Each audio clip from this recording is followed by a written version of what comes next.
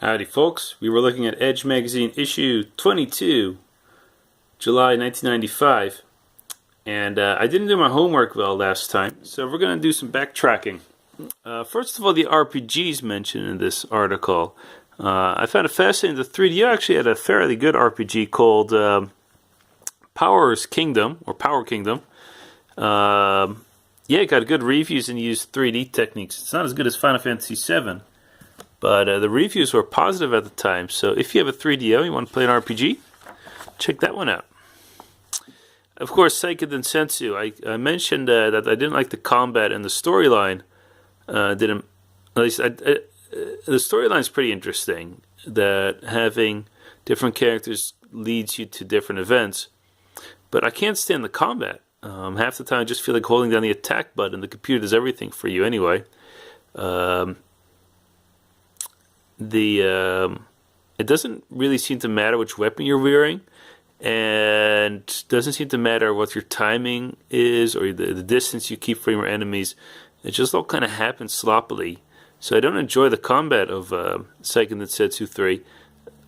The spells you can't spam as badly as in the original, which is better. I prefer fighting the bosses in this game, but I just don't enjoy getting through it. And even though the story is more complicated, I kind of like how Secret of Mana 1 just has a very simple, legendary story. Something I can relate to. You know, with the rebels against the Empire and the Mana Tree. It throws in a lot of cliches, which I like. Now, we should continue. Riglord Saga, which has another name in the West. Actually, two different names. A European name and an American name. I can't come up with the name at the moment. Yeah, also good reviews. It's more of a strategy RPG, kind of like Shining Force, and people liked it. I don't think it's as good as Final Fantasy Tactics, but at the time, people liked it.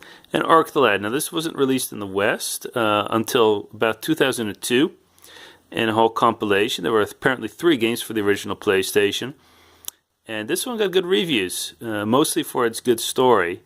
So if you want to check out a old school RPG for PlayStation 1, there is the Arc the Lad. And we're going to go back a little bit, because I also looked up immediately what happened to the game. The cyber race game here, Grand Chaser. Now, it eventually released under another name in the West, Cyber something, and it didn't get quite the reviews that Wipeout did. But what's interesting is that it's actually a sequel to another cyber racing game for the computer. Which also influenced Wipeout. So that's kind of interesting, isn't it? And now I'm thinking, hold on, didn't the makers of Wipeout also have a cyber racing game before? I'm getting things confused. Anyhow, let's continue. I'd love to talk more about Secret of Evermore, though. I mean, that's one of my favorite games of all time.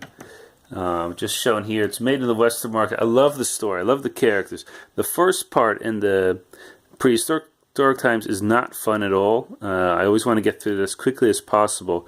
But once you get to the Roman age, with Horus, who's an archaeologist, and you get the Middle Ages later on with the librarian, you see how these fantasy worlds are constructed by very ordinary people. And you go through them and you see all their fantasies come to life, and I find a very interesting psychological panorama, as it were. So yeah, I love Secret of Evermore, and hopefully it'll be shown again so I can talk more about it. But on to M2. Well, this article is just a whole bunch of fluff. I mean, there are pictures of a dinosaur. It doesn't look much better than the PlayStation 1 dinosaur, if you ask me, but of course it has more detail. But the M2, this is just a bunch of hot air, really, saying how awesome it's going to be and how many publishers are interested and how it's going to be better than the 3DO, but none of that actually came to be true. Okay, on to the reviews. We have Jumping Flash, a kind of like Super Mario 64, but not as organic. The jumping is very awkward. Your camera immediately shifts to look downward, so then it sort of becomes like a 2D game. And I never found it rewarding to go through the levels and find things like the way Mario 64 did. It all seems a bit random. Edge still gives it a 7, and it's to me this is really the me personally, this game showed that 3D gaming will never be as good as 2D gaming. I mean, this was supposed to be a platform game, and it's so slow and tepid and calculating. And when I do a platform, I just want to enjoy my character and not wrestle with the controls the whole time. Gunner's Heaven gets a 6. We saw this previously. And it's kind of like Gunstar Heroes, but simply not as good. Astal for the Saturn, a very pretty looking platforming game. Edge gives it only a 5 for the same reasons. They also mentioned A Clockwork Knight. Pretty looking platforming game with nothing new. It's for the Saturn.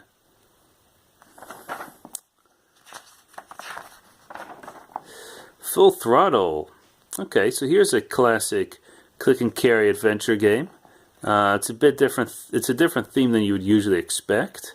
You play a motorcycle game member, and I've never played it myself, to be honest, but apparently it makes good use of the CD ROM, because a lot of voice acting is in the game, and Edge gives it a 9. I think in retrospect it was the 9 might have been too high. This game hasn't aged as well as Monkey Island as far as I know, but still one of LucasArts' better games. There's also, of course, Grim Fandango and Sam & Max and all those great click and carry adventures. And Manic Mansion. Okay, Flight Unlimited also gets a 9. And this game just looks stupendous at the time. So nice. Good reason to get a Pentium computer. Made by Looking Glass Studios. So this is the flight simulator. It's user-friendly and looks fantastic. What else could you want? Burnout.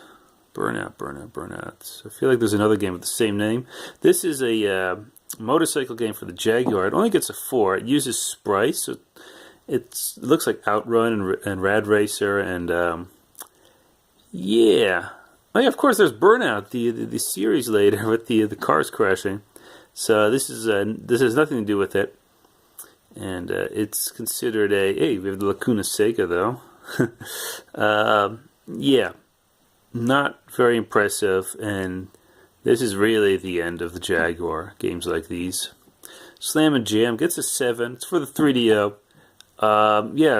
Looks like it's obviously a basketball game, but it looks like one of those that had the awkward behind the basket camera view, which I never liked. Bubble Bobble is discussed, a retro view. When was this game released? 87 in the arcade. It was also released for pretty much every computer. Most popular version would have been the Nintendo version because of the multiplayer. And lots of levels. And yeah, I never liked the game that much. I'd rather be playing an adventure like Super Mario. But it's a two-player game. No, and it entertained. I never really got how people love this game that much, though. So, yeah, you shoot your bubbles, you trap your enemies in them, and then you stomp them.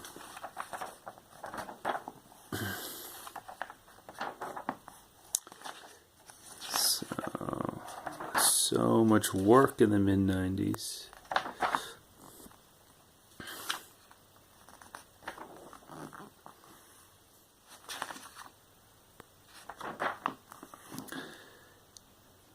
Which company is this? ISE? ISP? Okay. So here's an interview with John Adelson. I just read this before filming. And he used to work for Silicon Graphics, and then he moved to 3DO because Silicon Graphics was getting too big. And he has a lot of faith in the 3DO future.